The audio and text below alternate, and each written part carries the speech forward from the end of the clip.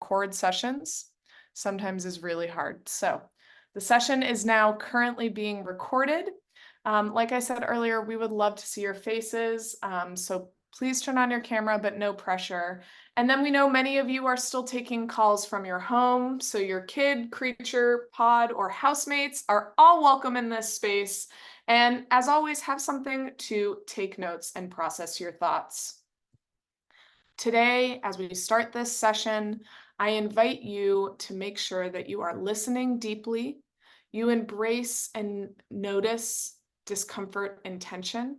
And if you find that discomfort or tension comes up, ask yourself, why am I feeling this way? And take a step to take care of yourself in the moment. Remember to take risks. Don't let the perfect be the enemy of the good. And then hold each other with compassion. I always like to remind folks that social justice work is a practice. It is something that we are learning how to do every single day. And so with that, I'm incredibly excited to stop my screen share and hand it over to the most amazing Deepa. You might have heard her speak at We Give Summit. And if you didn't, I will find the link to her session and share it with you all, and the amazing Wing T. So please, Deepa and Wing T, take it away. Thank you so much, Kelsey. It has been a pleasure to get to know you through our work with Philanthropy together. And we're so grateful to be back in space with you all after being at the We Give Summit. So I'm Deepa Iyer, she, her pronouns. I work at the Building Movement Project, and I am here with my colleague, Wing T, who will introduce herself shortly as well. But we wanted to just get started quickly because we have a lot of information to share. This is a two-part series that we're doing. So I'm going to turn it over to Wing T to introduce herself and to kick us off. And we will we'll move through this conversation with you. There will be some presentation, but there will also be lots of time for interaction. So would love to, as Kelsey said, hear from you in the chat. And of course, when we get to our discussion. Wing T. Thanks, Deepa. Hi, everyone. So nice to meet you virtually. My name is Wing T. Tran Myrie. I use she, her pronouns, and I serve as the coordinator of movement building at BMP, where I get to work with Deepa. I'm just going to pull up my slides here and we'll get started. So welcome to, as Kelsey and Deepa said, the first session of two, practicing solidarity for collective givers. I know that folks have been introducing yourselves in the chat. Please feel free to continue to do so if you haven't already, or chime in again with this quick little prompt that we gave you around just sharing your name, where you're calling in from today, and what is a social movement that inspires you. We have here just a really lovely illustration from Preeti Singh for artistsforclimate.org. And I will share for myself personally, the climate movement space is one that I am definitely inspired by. I need to learn so much more about just to see where I can plug into that work. So as you're doing that, I will keep us moving with just a little bit more housekeeping, and then we will dive in. So we wanted to just make sure that we introduce not just ourselves, but the organization that we're a part of, the Building Movement Project. So we're a national nonprofit. It is actually our 25th birthday this year. So we were founded a quarter of a century ago, and our focus is to catalyze social change by creating a more effective nonprofit sector. So we do this in a few different ways. We do research on the nonprofit sector and movement spaces, as well as leadership. We provide resources for people to learn more about solidarity, as well as social service and social change. And we also get to cultivate relationships with different organizations, networks, and coalitions that are doing social change work. And as part of BMP, Deepa and I are also part of a program called Solidarity Is, which you might be, Deepa, if you have a chance to drop these links into the chat, that would be amazing. So at Solidarity Is, we create tools and resources on transformative solidarity practice, which is what we are going to be sharing with you today, sharing some practices, some ideas and strategies on just strengthening what solidarity looks like in action to support collective giving, to support social movements. We also do this work through uplifting solidarity narratives, especially via a podcast called the Solidarity Is This podcast. And then we also facilitate movement exchanges, so helping folks in different movement spaces cultivate relationships to do this work together.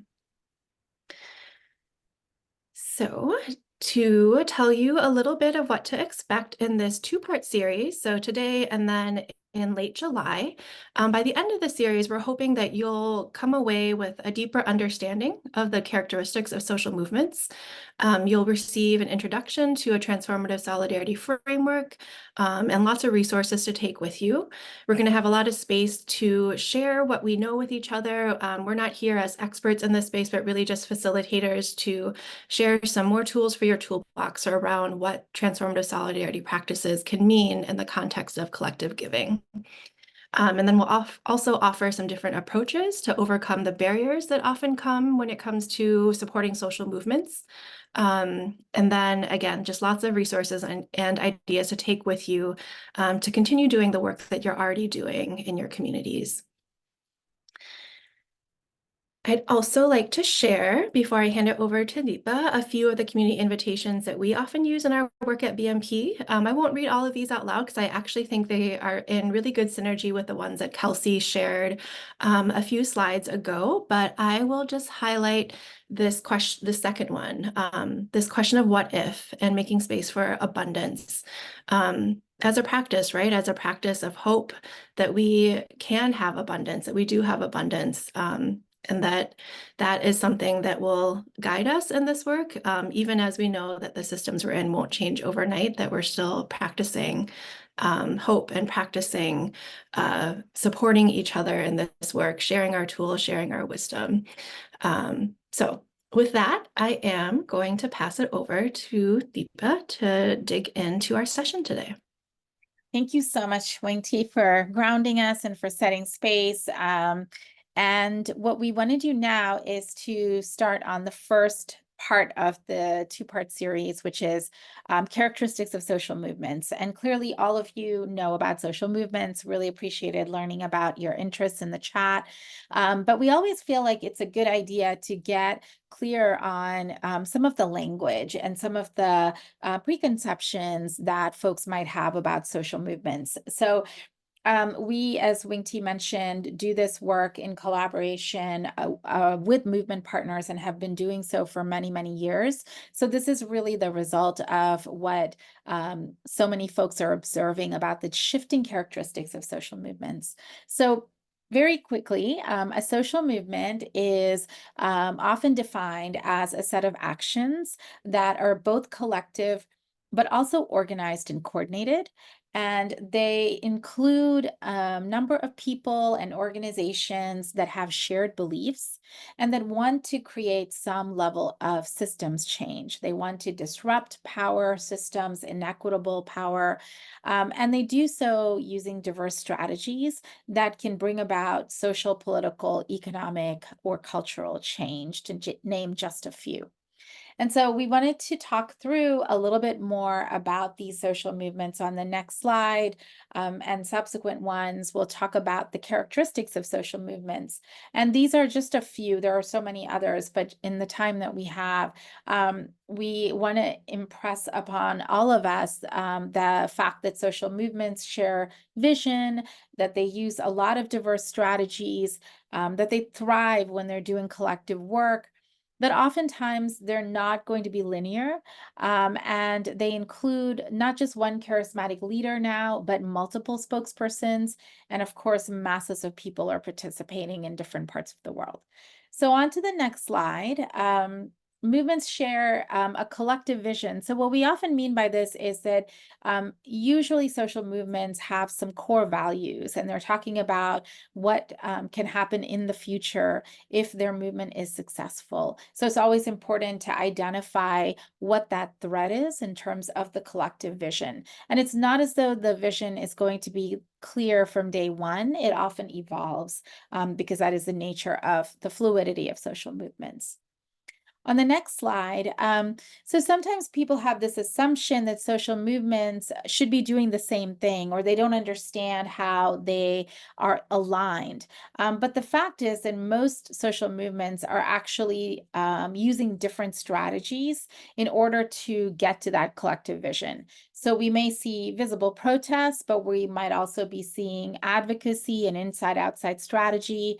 We might be seeing storytelling or pipeline leadership development. So these are all different strategies that social movements use, some visible, some not, in order to move towards their collective vision. On the next slide. For social movements, it's so important to recognize that they're not about isolated work, right?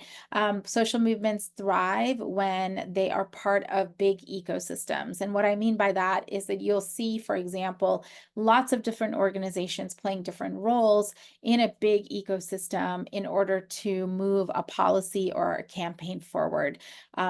One-off work, isolated work is not oftentimes called movement building work. On to the next slide.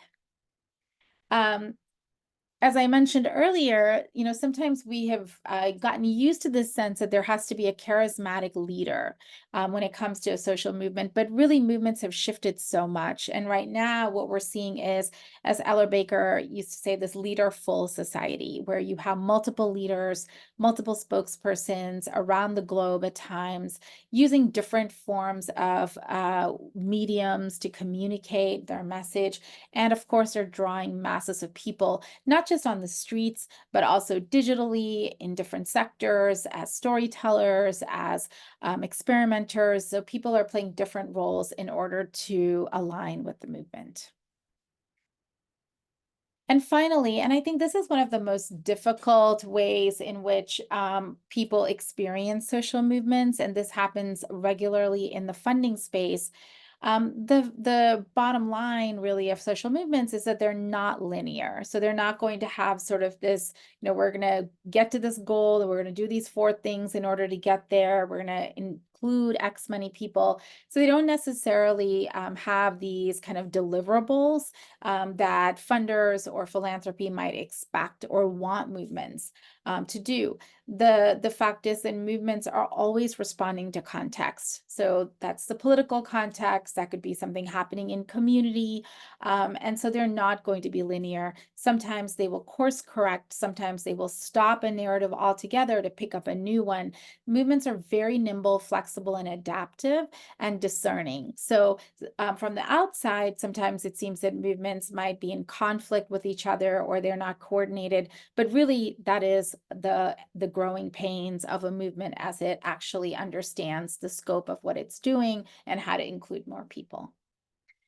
So that is just a little bit about some of the characteristics of social movements. We wanted to tie it up by sharing a video with you, a short video with you from a project that we have called Move the Money, which really very, directly asks funders to move the money to social movements, particularly in this time. So we're going to show a number of videos from this particular series, and Wing T will drop the link into the chat if you're interested in learning more about it.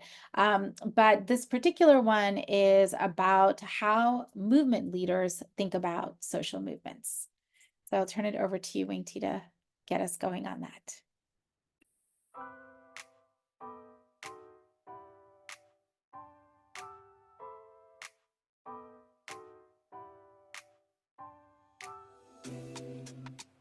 We have to start with the definition of movement. What is a movement? I think of my grandma when I say this. A movement is a whole lot of people doing a whole lot of things for a very long time. What does a movement really need in order for it to become a movement? I think it needs, first and foremost, a critical mass of people who are committed and dedicated to the cause. I really believe that movements happen in cycles of intensity and compression and cycles of pulling back and regrounding and then building back. My idea of movement is a fertile ground in which everyone feels comfortable stepping into their power in their various lanes. Ideally, we would be allowing people to be the best artists and cultural producers, the best organizers, the best electoral strategists, the best digital strategists. Black, Indigenous, Brown, women of color, queer, trans, non-binary folks are actually at the helm of the leadership. We want many, many, many spokespersons for the movement, and we want many, many, many faces.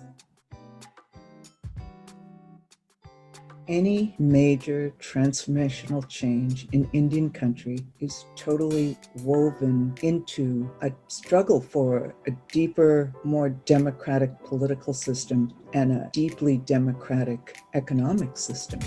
The investment in a robust statewide Black and people of color-led infrastructure is, I think, one of the really important directions we want to move in the next 12 to 18 months, given what's on the horizon in terms of even stronger attacks on democracy in 2022. A national trans movement infrastructure and a national trans coalition of majority Black and brown trans women and femmes that at the same time we're fighting back against all these attacks, we're also visioning. Immigrant justice is racial justice, is economic justice, is gender justice, and that if we are able to come together under a united front, if we're able to respect each other's experiences, and if we're able to have a shared political analysis of the moment, that we can all win and we can all advance the issues that we care about and the people that we love.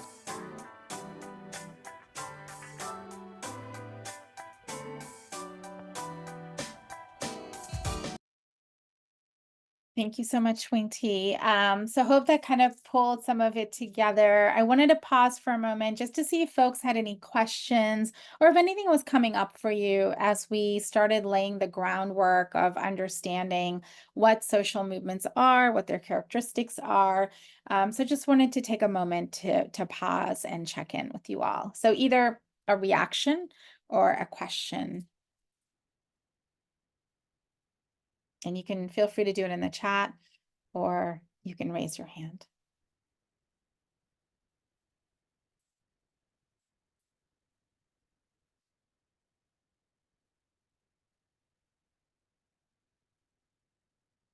Thank you, Kelsey.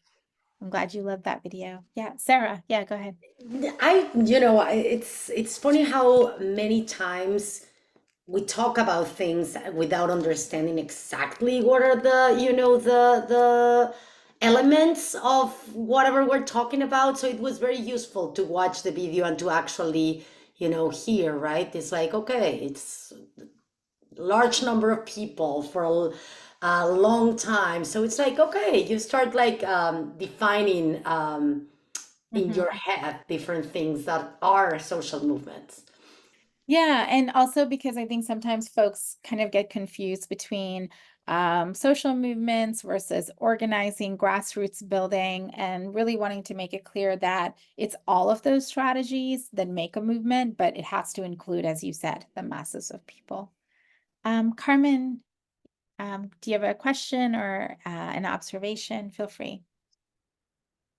A quick basic question, please. What is the inspiration or motivation to start a social movement?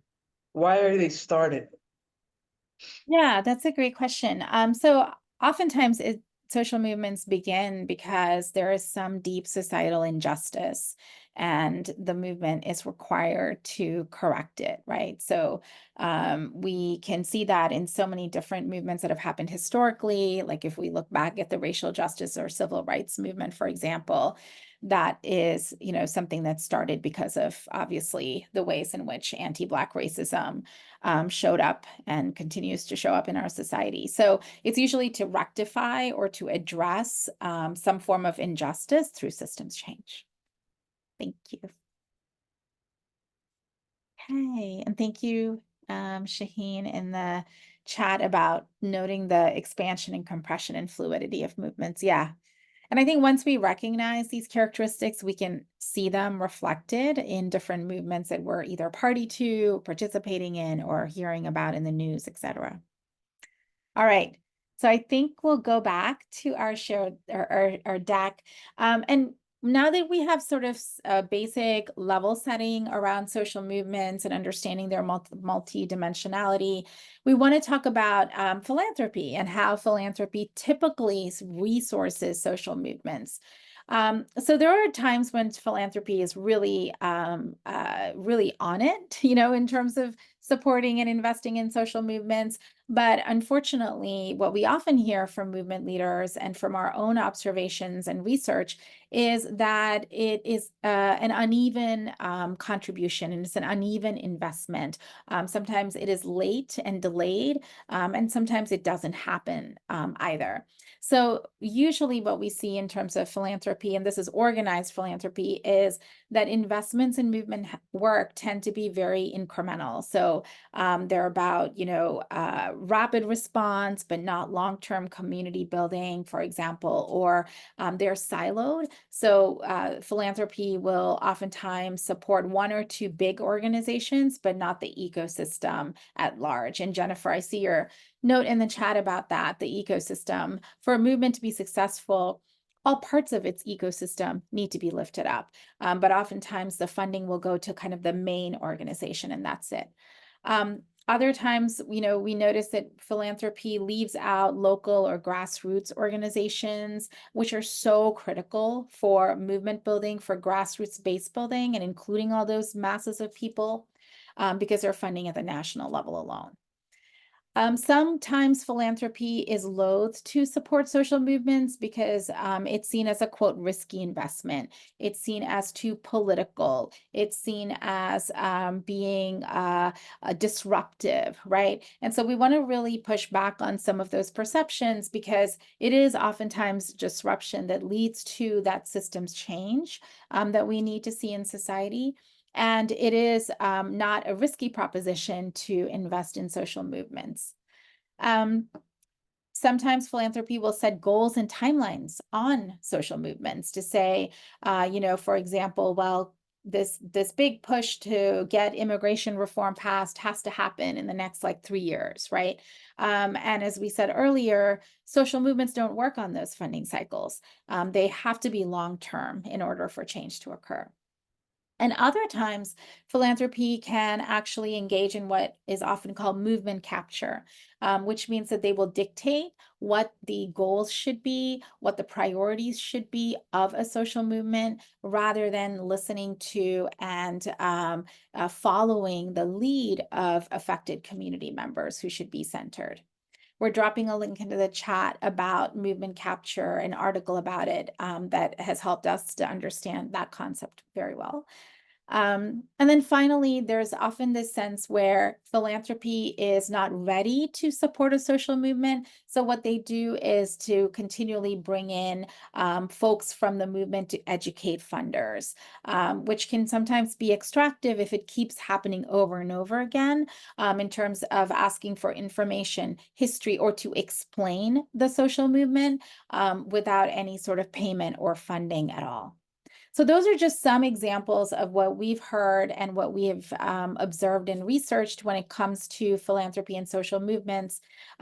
Please feel free to put into the chat if there are other ways in which you've seen some of this happening as well. But we'll have a more kind of more time for you to think about it. But I'm just previewing that we are going to ask you to think about both some promising practices that philanthropy has utilized in supporting social movements that you may have seen, but also on the next slide, what we call blocks and barriers to supporting social movements. And this is just kind of a double click on what, we shared in the slide before, but, oftentimes we hear that in philanthropy, there is this distrust of supporting a social movement, or there is this sense of you have to prove it is real before we can fund you, before we can trust you. You have to prove it to us. Or as I mentioned earlier, there's the preference for siloing the movement rather than supporting all of it, because that is the only way that it can be successful, if all parts of it are supported. And then at other times, a block that we've heard from philanthropy in particular is that there's such an emphasis on the internal process of getting it right, of understanding, of knowledge, before actually putting the money out, which then is difficult for social movements to continue doing their work. So I'm going to pause there, but maybe we can go to the next slide, Wing T, because it's sort of your turn.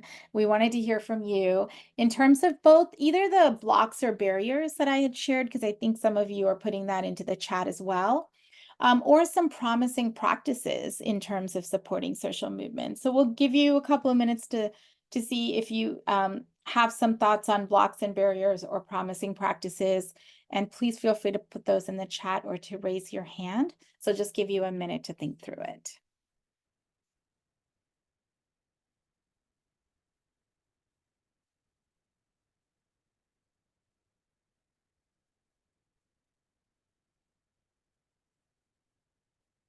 Thank you so much, Wing T, for putting the prompts into the chat. Let's see. Yeah, so Kelsey, you're talking about this 5T framework. I know you all use that often, right, at Philanthropy Together. Can you share a little bit about what that is? I'm sure folks know, but absolutely. So 5Ts are time, talent, treasure, testimony, and ties. And so really just sitting in, to that abundance piece that you all had mentioned earlier, like what else can I give besides money or in addition to money? Because we know like that transactional piece of like, I'm just going to give you money, even if it's no strings attached, doesn't necessarily get the social change that we want our organizations to win and our movements to win. And so I think that's what's been exciting for me to see as someone who works in collective giving is collective givers showing up to those protests or volunteering at groups that are doing a lot of the movement organizing work. Yeah. That's great. And it's very easy to understand that framework. So thank you for coming up with it. And I think it fits well. It aligns well with supporting social movements because it actually leans into some of those assets. Anyone else in terms of either blocks or barriers you've noticed among funders or givers when it comes to supporting social movements, or even promising practices that we can share out? Okay, let's see. So Jennifer says, blocks and barriers. Is there such a thing as movement washing, where philanthropy says one thing, leverages powerful language, or attaches to movements but doesn't change its behavior and is in fact replicating conventional philanthropy?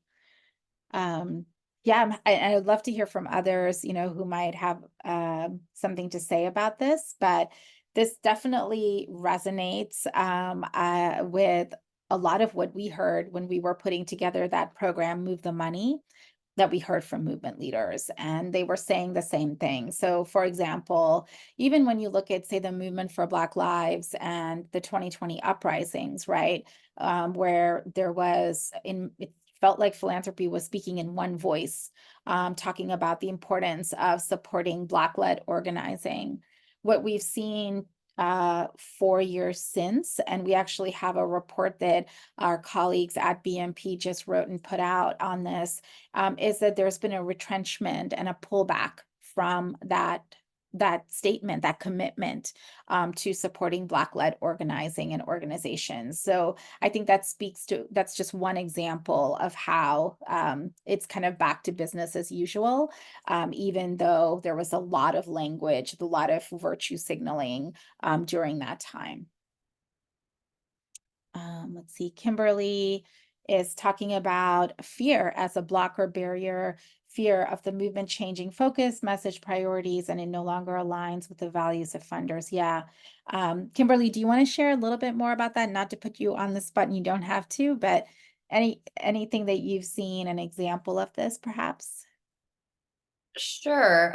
So a lot of the time, the folks that I'm representing are very public figures of some sort, and they're afraid of sort of the cancel culture of a misstep of aligning themselves with something that changed. When it started off, it came from a place that really represented the, focus that they're interested in moving forward. And then all of a sudden the focus maybe becomes aggressive towards a group that they don't want to have that association. So there's a lot of fear of like, well, what if they change? Because it's people, like this isn't a thing, this is people, and we grow. And so it can become very a place of fear. Absolutely. Yeah. And I think that you can it is this sense of, philanthropy being aligned. I think one question that I might ask us is, are there values that philanthropy is aligned with on its own that's like, different from the values of the movement, or how can there be better alignment if philanthropy is serving movements or serving, the cause of justice? How can philanthropy actually align with those values instead of having its own set of values? And one way to do that might be using this trust-based philanthropy model that I know that a lot of folks are familiar with. So thank you for putting that into the chat. A couple of people have mentioned that. Okay. All right. So thank you for sharing that. And on the, so we've talked a little bit now about the characteristics of social movements, and we've also talked a little bit about the blocks and barriers in terms of supporting them and some promising practices. And Wing T, perhaps you could also share at some point the philanthropic model that we saw in Indigenous spaces, where there was a really promising practice when it comes to supporting social movements. We'll share that podcast link with you.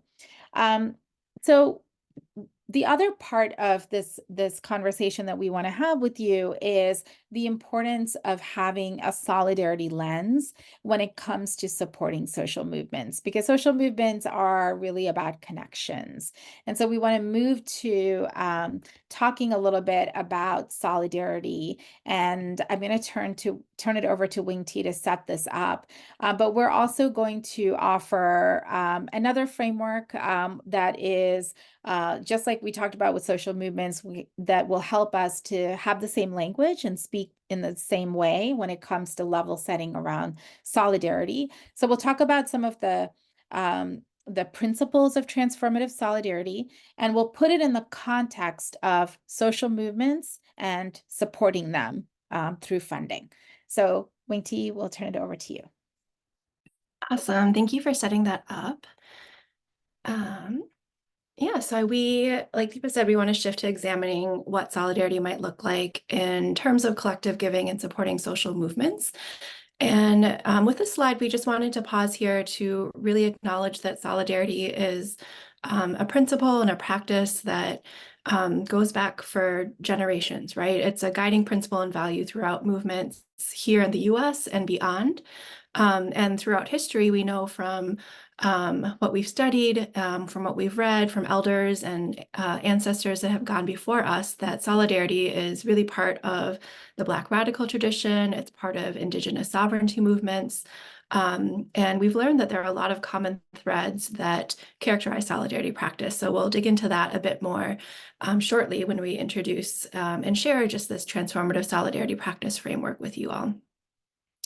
But before we get to that, I'm just going to share briefly a little bit of some framing and kind of just, again, like double clicking on the conversations we've already had today around challenges and promising practices when it comes to resourcing social movements. And so when you think about solidarity, we don't necessarily have a dictionary definition of solidarity, but we really see it more as a practice, a verb, and a strategy, something that you practice day in and day out. So these are just a couple examples here that I'll draw out. So solidarity as a practice, we can really see how it can strengthen movements and catalyze power sharing. I like to think of the analogy of trees that grow together, close together, where their roots really intertwine as a way to withstand powerful winds, right? Versus trees that are just off on their own, versus being in like a forest or a standing stronger together. We also see how growing our solidarity can mean deepening our own political education, so we can pool our wisdom and our tactics and our strategies in our movement work and lead with mutual understanding. We can see how solidarity can be a strategy to both support cross-community alliances, but to also disrupt wedge narratives that really pit us against each other and make us think about scarcity versus abundance. We know that with the racial demographic changes happening in our country right now, that solidarity can also be a strategy to catalyze that power, to build power. The activist and organizer Grace Lee Boggs, who's an ancestor now, she talked about how movements are really not just about critical mass, but about critical connections, and solidarity can really help us build those critical connections. And then one other incentive around solidarity is just that it is really an opportunity for us to practice self-accountability. And it's a way for us to constantly just address the internalized racism that we might hold, internalized oppression we might hold. We're all swimming in this, these systems together. And so solidarity can be a chance for us to just see where we can continue learning and practice doing better. So on the flip side of these are some challenges to solidarity. And as these come in, you'll see that they're really, these ones are a little, I think, more self-explanatory, and we've talked about some of these already, right? Lack of trust, that working in silos is rewarded. Our issues can get diluted. We definitely have limited capacity and time and resources. So all of these are challenges. And at the same time, we can look at them as opportunities if we hold them alongside the incentives that we just shared on the previous slide. So in the interest of time, we're going to just leave this reflection or offer this reflection as something to take with you versus kind of pausing. But as you listen to some of these ideas that I just shared with you around incentives for solidarity and challenges for solidarity, think about how solidarity can be a practice for us as individuals, like on an interpersonal level.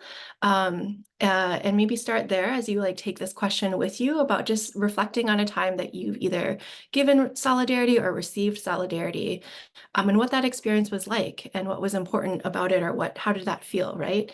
And using that as an entry point to thinking about how we show up in solidarity for each other can really, I think, lend a lot of wisdom as we think about how do we then expand that into the ways that we practice solidarity when it comes to things like collective giving. So with that, I am going to pass it back over to Deepa. Thank you so much, Wing T. That was, again, really wonderful grounding about the messiness of solidarity practice and the incentives of it. And as you may be thinking about these questions that Wing T laid out, I would not be surprised if you came up with experiences that reflect what we want to show you on the next slide, which are some transformative solidarity practices. And again, this is, and thank you, Kelsey, for responding. Feel free, others, to respond to those questions if you have any thoughts in the chat. These are practices that, again, are really a reflection of what Wing T talked about earlier, the lineage of movements that have expressed and demonstrated solidarity practices. And similar to you all at Philanthropy Together, we like to alliterate, and we decided to go with the letter C. So we're going to talk about a few of these transformative solidarity practices in this session, and then we'll cover the rest in the next session. So we'll be focusing here oh, Jennifer, I'm so glad the visual is soothing. The visual is all courtesy of Wing T, so she's the one to thank there. We're going to focus here today on centering connections and connections and commonalities, and then we'll take up the rest in the second one. So again, we'll introduce these and obviously think about it from your own standpoint, but we will be placing it in the context of giving and philanthropy. So let's start with centering. So centering is something that we often hear, right, in social movements. Like we say things like, we need to center those most affected. We need to hear from those who are most affected. And as with all these principles and practices, we know that it's the right thing to do, but doing it is not always actually that simple. And it's definitely not simple when we are going through conflict, when we are polarized as we are in our country today. So it's much harder to practice it. But centering is indeed the practice of seeking out and following the lead and amplifying the needs and demands of those closest to an issue of injustice. But it is not just their needs and demands, it is also their solutions. It is this, again, coming back to this belief and trust that people know what they need, and to engage in deep listening and including people not just as folks who tell stories or share their experiences, but actually drive the campaigns, who are actually present, who are meaningfully participating, and who have the ability to meaningfully participate in the campaigns and causes and social movements. So that is why centering often is difficult, because we sometimes can skip some steps in terms of making sure that we are lifting up, not just lifting up the voices of those who are affected, but actually ensuring that they're at the center of speaking engagements, decision-making, and the like. So on the next slide, then, we just have a couple of quotes that exemplify the importance of centering. And one quote is from a Muslim leader, the Rakshan Raja, who told us that she's always had to prove the case of why her community was worth investing in. And this is in the case of philanthropy, right? That funders don't always, I hope, she says, funders don't always put the pressure on us, that we have to prove our case and our humanity. I hope that there's an understanding that investing in our leadership is going to produce wins more broadly. So again, an example of centering organizations and trusting them instead of sort of asking them to show us again and again why their issues are important to address. And then another quote, this time from a funder, Kevin Ryan at the Ford Foundation, shares a way in which centering can happen. So he says, if we're going to achieve systemic change, we have to reshuffle the power dynamics. We've got to be organizers in our sector and think like organizers. And this is another way in which he's talking to other funders, right? And how the philanthropic sector could shift if folks in the sector thought more like organizers who are centering affected communities. So on the next slide, then, what could centering in philanthropy look like? What could it be as a practice? So it could look like listening to and following the lead of BIPOC-led groups in setting grant-making principles and priorities. It could mean fostering genuine partnerships and building relationships before they're needed, right? So looking ahead and thinking about what might be needed in the long run. It could mean practicing flexibility. So understanding, again, that social movements are nimble, and so philanthropy has to keep pace with that instead of requiring social movements to go with the pace of philanthropy. So that might mean making changes like adopting verbal reporting, minimizing reporting altogether, minimizing evaluations, providing flexible and unrestricted funds, and the like. And then finally, shifting power and resources to those closest to the issue. So this, again, is an example of how philanthropic organizations could practice centering in philanthropy by actually moving the money to those who should be centered, rather than to those on the periphery or to organizations that folks might feel are more palatable and the like, to actually take the risk and move the money to those closest to the issue. So those are some examples of centering as a solidarity practice and how it could show up differently in philanthropy. So now we're going to move on to connections and commonalities, and you are going to go into breakout groups soon, so you'll have a chance to work with these. So no worries at all if, like, I know there's a lot of information being thrown at you right now, but there'll be some time to synthesize it. So the next two principles we want to focus on are connections and commonalities. And this is something that I think we've found that there's a lot of assumptions in progressive spaces and movement spaces that we're all on the same page and that we understand and know each other's community histories, each other's community traumas. But what we often find when we bring community members together from different backgrounds is that this is not the case at all, right? That there actually needs to be some time that's used in order to understand what the unique challenges are of each community, but also understanding the intersections. So in order to practice finding connections and commonalities, some of these activities could happen. We could recognize and articulate the root causes of oppression. So what is the root cause of white supremacy across communities, for example? And we have this great quote by Angela Davis that radical simply means grasping things at the root, right? And so what are these root causes? How do they show up in different communities? But they're all connected to this root cause. Another example of demonstrating connections and commonalities is to understand the intersections between issues and communities. I know that we all know that we're not single issue people, right? And we don't leave certain identities at the door. So how do we better understand the intersections between Muslim communities and queer and trans communities, for example, right? How do we understand the intersections between Palestinian communities and Jewish communities?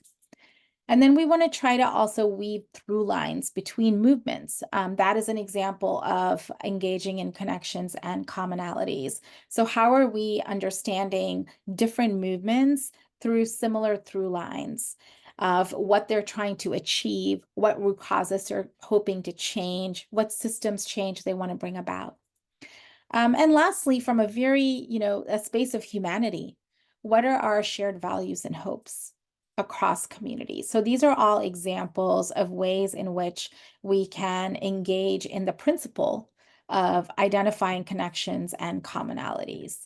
I think that the one thing that I'll also say before we move to the next slide is that what we don't want to do is to flatten communities and flatten issues and movements. So we don't want to say we're all affected by white supremacy in the same way, or by capitalism in the same way, or climate injustice in the same way. We want to lift up the unique ways in which particularly communities of color or other vulnerable communities are experiencing these oppressions, while recognizing that there are some similarities as well. So how can then, as folks who are engaged in giving and philanthropy, identify connections and commonalities? So one way is to fund movement ecosystems as a whole. So rather than siloing or isolating community organizations and then creating competition between them, what would it be like to fund a field, to fund an entire ecosystem in the same way? Another way to practice connections and commonalities is to fund via intersectional strategies rather than in silos. So for example, a narrative strategy that could be funded that actually isn't just for Black communities or Arab communities, but is actually across the board, right? So what are some ways in which that intersectional work could happen? And then refraining, of course, from flattening groups to an identity or a solo issue, recognizing the complexities and nuances, and not sort of saying, and this often happens, when we think about certain communities, well, Latinx communities are mainly concerned with just immigration, right? That's an example of having a presumption about a particular community and the issue it's concerned about without recognizing that there are nuances. Another one that often happens with Muslim, Arab, and South Asian communities is that all of their issues, all of their community issues are related to national security or post 9/11. Yes, that is true, but there are also many other issues that our communities are also dealing with. So refraining from that kind of flattening. Okay, so I'm giving you a lot of information on 2 or 3 of the principles: connections and commonalities, as well as centering, and how these show up as solidarity practices, but also how they could show up in terms of philanthropic practices as well. I'm going to pause for a moment just to see if there are any questions or clarifications, and check the chat. And then we have one more video to show you, and then we're going to move you into a breakout conversation. Let me just see here.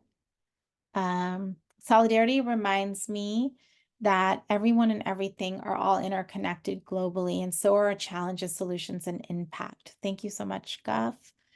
And Carmen agrees with that.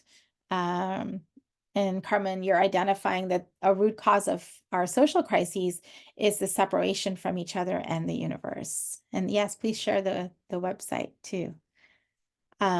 anything else coming up for you as you saw some of those slides and heard me talk through them? I can pop in. Like I said, y'all, selfishly, I was very excited for this training. I really like the idea of funding the movement as a whole. And it is something that's really getting my gears turning about how collective givers, like some folks, some circles or collective giving spaces will fall under, we fund gender justice broadly. But I've been noticing how groups like Resource Generation, like their whole theme for the next few years is housing. And so as a national network, even though they have funders in all these different spaces, they're focusing in on housing and funding in that way, like a national movement around housing justice. And so it's really making me sit with how some of the networks in collective giving spaces could potentially move in similar ways. Wink, wink, nudge, nudge, go. Thinking of SVP. So that I feel like that's like a really juicy one that has a lot to unpack and sit with. Yeah, you're absolutely right. I appreciate that. And we could talk so much, I think, about each of these principles and how they impact us and how they actually show up in philanthropy. But the funding the movement as a whole, funding a field. I mean, I think we often talk about this in the sense of thinking about a movement as a neighborhood and thinking about different communities or different issues as like the homes in a neighborhood. And what we often say is that we have to fund both the homes and the neighborhood, right? Because often what we see in philanthropy is that just the homes will get funded. So like gender justice or housing justice, like separately, or Asian American communities, Black communities separately. But the bottom line is we're all in the same neighborhood. And so we need to fund the pavements of connection between organizations. We need to fund the common areas, right? Where the root causes are often showing up as inequitable ones. So that's the importance of funding all of it. Okay, I don't see any other hands up. So we have one more video to show you, and then we're going to move into Wing T will set up the breakout discussion and lead us through that. And then we'll come back for a very quick debrief and synthesize what we have learned together. So this is another video from the Move the Money series. And the focus here is, what is the role of philanthropy? Go ahead, Wing T.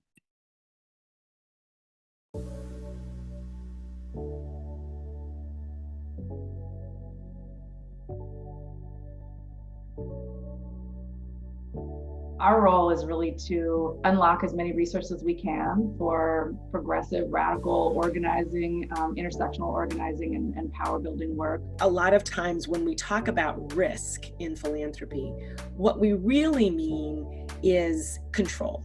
That has to be interrogated. What is the real risk? It's possible that we will look foolish, that the goals that we might have thought would be achieved won't be achieved. But what we don't really talk about is the risk of not doing something. And that's really the biggest risk that philanthropy is falling prey to all of the time. If we don't invest in these organizations right now, what will this country look like in 10 and 20 years? You're sitting there with proximity to the levers of power and decision-making and all this money and a relationship with communities that need it. Why would you not use your positional power to pull that lever down as hard as you can? And I think that there's a politeness and all of this stuff in philanthropy that's part of white supremacy culture and capitalist culture that talks people out of doing that. But these are all ways in which the system is rigged. So we have a responsibility as part of our job to unrig the system.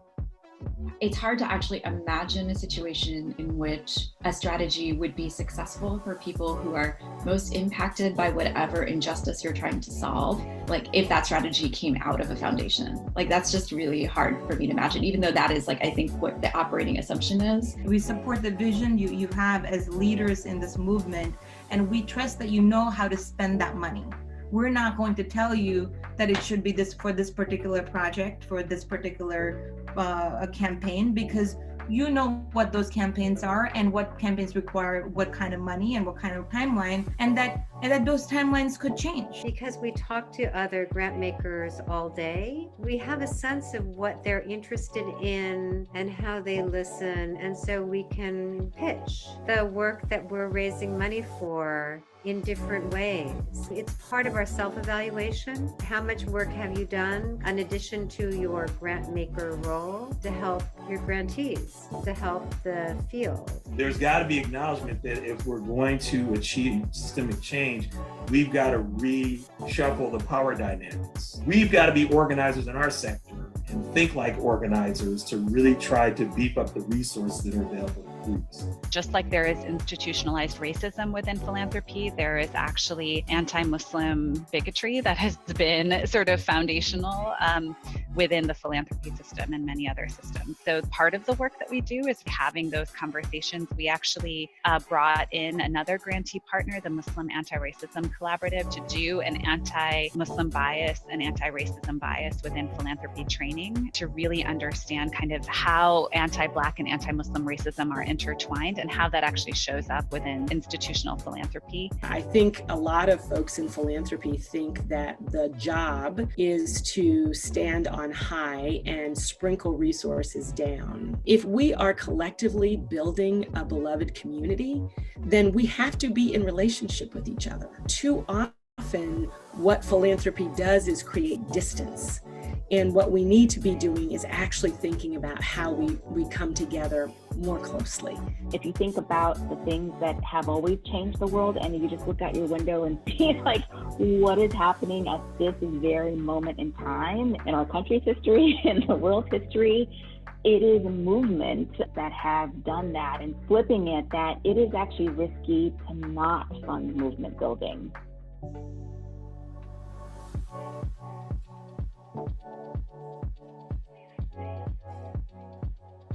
All right. So these videos are made at least 3 years ago, right, Deepa? So just echoing what that last person said about thinking about this moment in our countries, just in our country, and what is the risk of not funding movements.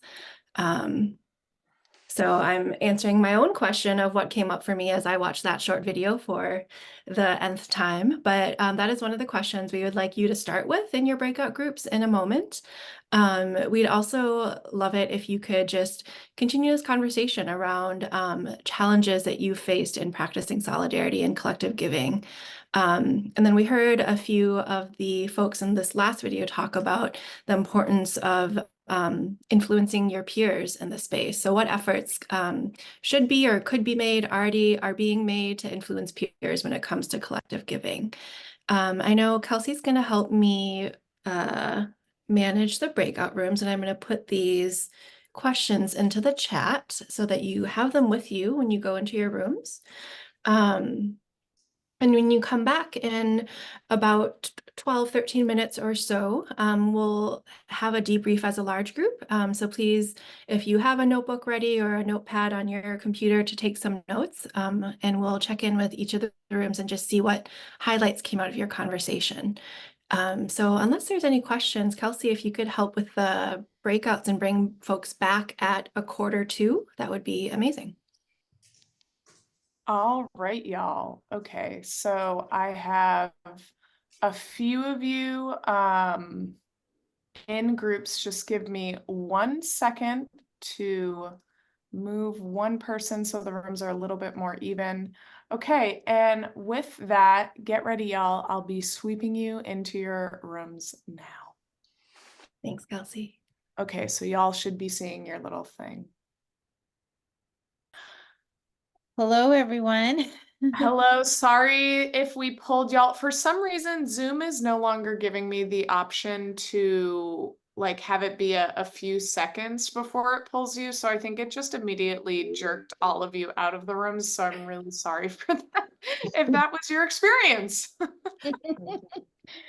Yeah, it's okay. It's okay. I mean, even if it had given you that extra minute, you probably would have had or needed more time to have your conversation. So we just wanted to at least get a conversation going, and would love to hear a little bit of a debrief in terms of highlights of what you discussed. So maybe we're not going to go through each of the questions, but in terms of any high level thoughts, whether it was on the video or whether it was on challenges that you face in solidarity and collective giving, or some efforts that could be made to influence others, right? When it comes to collective giving. So would love to hear from folks. I'm going to take a look at the breakout rooms, and I'm just going to randomly ask different ones to share. And if you didn't pick like a facilitator in the space, that's totally fine. Maybe someone will be brave enough to just share out some high level themes. So why don't we start with group 3? So that's Nancy, Sarah, Sunita, and I don't want to pronounce your name wrong. So I'm going to wait for, is it Yishan? Please let me know how to say your name properly. But does anyone from that group want to share out? Sarah, I'd seen your hand up. Okay. I'm happy to share a group, but please jump in. I know Jishun needs to leave because she's in the UK, so it's pretty late. But I think, in our group, we talked about different things. Basically, coming from a place of like an asset base and positivity of what are the instead of thinking about the challenges, is what are the successes, right? Like seeing things not as a reach, because for a lot of giving circles, when you think about funding social movements, it may feel like, my God, how are we going to fund a social movement? This is too big, right? So focusing more on the solidarity practices that are maybe more achievable and tangible than actually being able to fund, because they may have very limited resources, funding, financial resources. Also thinking about the successes, so it's more like tangible, like how movements, but also how collective giving groups got to that point of being very aligned with movements. And I was, sharing with our group, and maybe Kimberly, you can attest to this, but the Latino Giving Circle network of the Latino Community Foundation really has evolved into a network that is really supporting, social movements. And it wasn't always like that. And it came in a very incremental but organic way. And everything was about how we started building relationships with each other's and leaders in a very, maybe we didn't even know that we were doing until it was done. And it has created a beautiful ecosystem of, support, right? And another thing that came up in our group, and maybe because we had 2 Latinas in that group, was that we're kind of like, where are the Latino voices in these, movements? Like, I would have loved to see a Latino leader in the video, because I know they are there and they are powerful, and they. It was great, Sarah, from United We Dream. Yeah. Yes, but I know United We Dream is like, it's maybe just the immigration issue, but there are so many, again, not to flatten the Latino issue, there are so many that I was like, okay, guys, we're 17% of the population, where are we?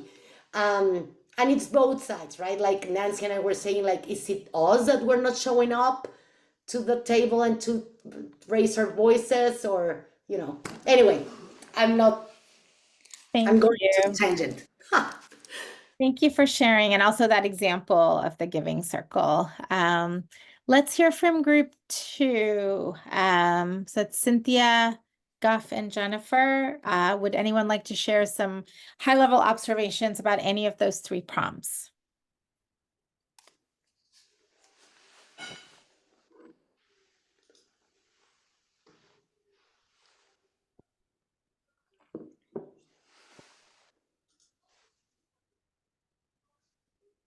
All right, I'll jump in here. Thank you, Jennifer, for nominating me. And please, Jennifer and Cynthia, you shared such amazing wisdom. So please jump in.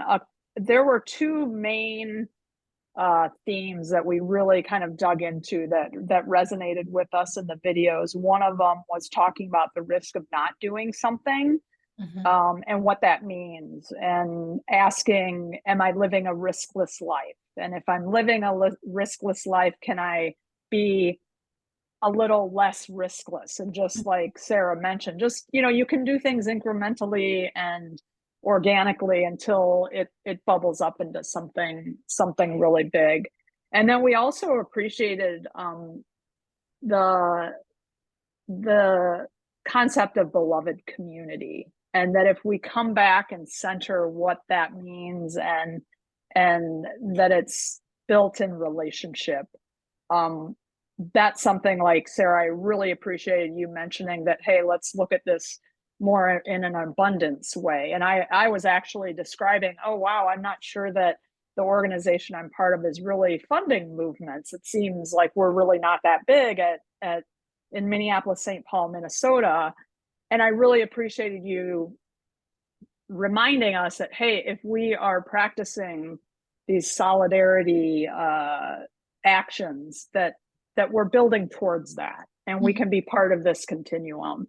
And so I think for me, the beloved community is just a place that we can all build upon. And I was trying to find a link, and I'll keep looking for it.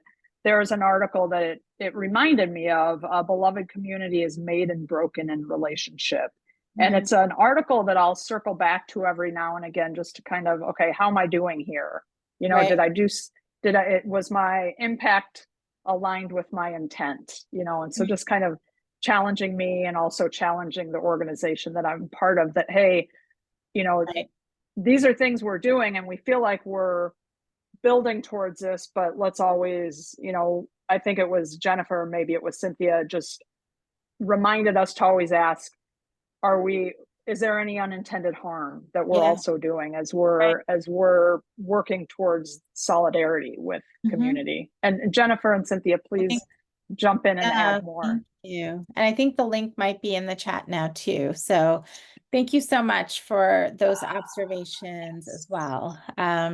What about group one? So that's Carmen, Kimberly, and Betty. Does anyone want to share any high-level observations from your conversation?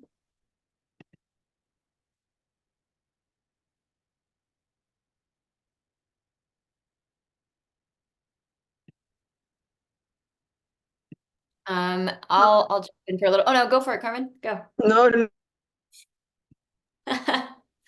All right. So I think that we got a chance to chat a little bit sort of high level of the conversation. I don't think we got deep into the weeds of the questions, but and there was that slide dedicated to getting to the root, that little image on the side, and sort of how we haven't really gotten to that, at least in our interpretation of what's going on with movements, is we haven't really quite grasped the root: power, money. Like, we're still trying to get there. And until we do, we see a little bit of progress and then, 20 steps back, because that root isn't deep enough. It just keeps growing because we haven't gotten to it and really removed the aspects that I think keep us from real progress. So we discussed that. Right before we got cut off, Betty mentioned the words us and them. And I definitely see a lot of that throughout, because as much as we, even like, for example, Latino Community Foundation, for the LA Giving Circle, I've been thinking about, how do we stand in partnership with Black-led organizations? Because we talk so much about ourselves, but then there's the fear of, at what point do we sort of do our voice a disservice because it gets clumped together? And now it's like, it's important to stand together, but at the same time, make sure that, it's not a monolith. The experience is different and those voices have to be heard. So finding that balance can be really challenging. And just trying to that. Yeah. And then I think like the awareness of those questions and the delicacy of the balance, even that is helpful to make more discerning decisions. So really appreciate you lifting that up. Thank you, everyone. So we're gonna, we only have a couple of minutes, so I'm gonna bring us to synthesis and close. So we have just one slide to kind of recap some of what we shared, but I think it also resonates with what many of you shared from your conversations.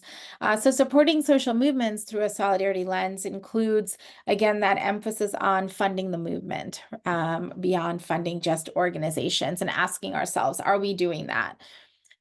Refraining from movement capture, right? Telling movements what to do, really supporting that grassroots organizing at the local level, because that's what brings people into the movement.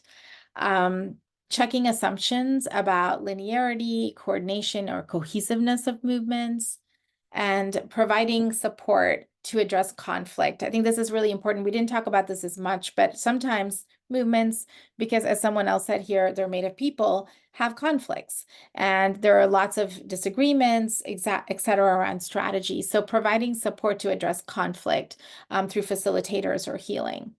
And then identifying emerging communities as well as strategies to support. So are there emerging strategies to reach younger folks or people who don't speak English as a first language? What are ways in which there can be some experimentation in order to support social movements?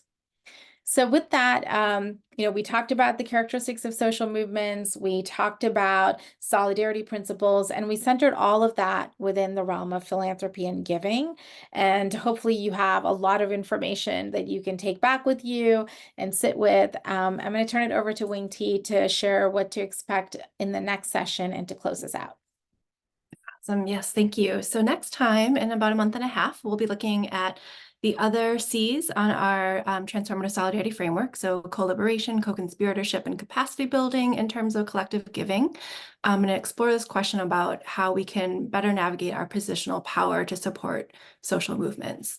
I'll be sending the slides over to Kelsey to share with folks, and then also some optional resource, well, not homework, some resources and or optional homework for the nerds among us that we'll send with you too. I'm dropping these in the chat, but I'll also put them in an email to Kelsey. So an article that just came out in the Forge, I think yesterday, Will the Revolution Be Funded? The Move the Money resource from BMP, which is where those short video clips came from. Those are also accompanied by some really great discussion guides and reflection questions. And then a pretty recent SSIR article about movement accountable intermediaries and how they can change philanthropy. Yay, and Kelsey has a friend who wrote the first piece. Woo, okay. So just thank you from both of us. We are excited to see you in July, and I'm going to pass it back over to Kelsey for any closing comments. All right, y'all. I am launching a very short poll that we would love if you all would humor us with. Feel free to answer the first two, and then if you have a few thoughts, let us know. It's all completely anonymous, so if that is of concern to you, just know that it is anonymous. We are so grateful to have Deepa and Wing T here with us. I highly encourage you to come back for the second one, and we'll share the recording, y'all. So have your friends watch it and bring them with you when the second session drops. I'll be following up with an email to all of you with the recording, with the resources that Wing T shared and the slides. And then we will be scheduling a community of practice where we can just talk about, debrief, dissect everything. So keep an eye out for that. So great to have you all. Have a lovely rest of your day. Hopefully you have some nice spring/summer weather like we're having here in Boston, and you're able to enjoy it. And so with that, I'm gonna put on some lo-fi music, and y'all can feel free to finish up the questionnaire. And when you're done, feel free to hop. Thank you all so much. Have a lovely day. Thank you. Thanks, everyone. Thank you, Goff. Bye, Nancy. Bye. Thank you so much, everyone. So appreciate you all. Thank you. See you again. Bye. Thank you so much. Thank you, Deepa. Yeah, sure. I'm going to Thank you, take off, Deepa. but Kelsey here if you need anything. We'll stay in touch. Absolutely. I'll ping you. Bye. All right, cool. It was great. It was good. You're Well, recording.